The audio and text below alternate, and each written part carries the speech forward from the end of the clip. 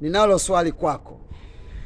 Yakitokea majanga, hatari, mashaka, hofu, vita katika maisha yako, magonjwa, misiba, kuchanganyikiwa na mambo kama hayo, huwa unakimbilia wapi?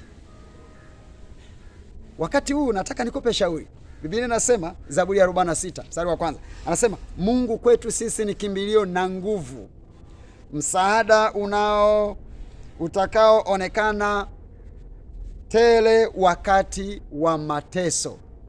Mungu kwetu sisi ni kimbilio na nguvu, msaada utakaoonekana tele wakati wa mateso.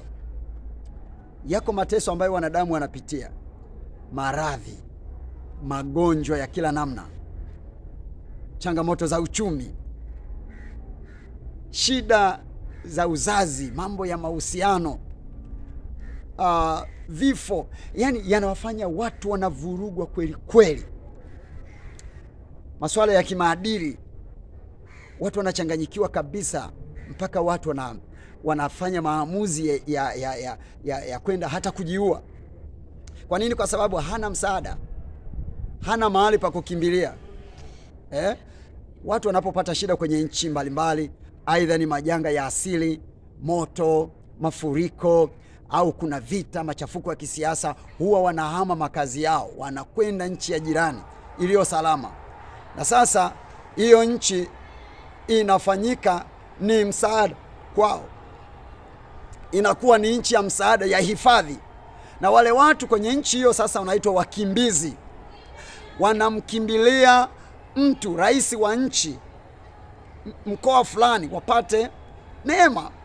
Na sisi ninakuja kwako na shauri jema. Mungu kwetu sisi ni kimbilio na nguvu, msaada utakaoonekana tele, si kidogo, tele wakati wa mateso, wakati ambao umekata tamaa, wakati ambao ugonjwa umeshindikana, wakati ambao matatizo yamekusonga, wakati ambao hali ya uchumi ni mbaya, wakati ambao mmomonyoko wa maadili katika jamii yako, imani watoto wako, ni mwenzi wako, yani huelewi, umevurugwa.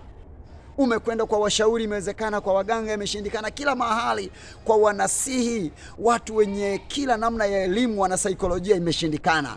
Ninakupa shauri wakati huu, Mungu awe kimbilio kwako, msaada utakaoonekana tele wakati wa mahitaji yako. Mkabidhi Bwana njia zako na maisha yako, nawe utakuwa salama.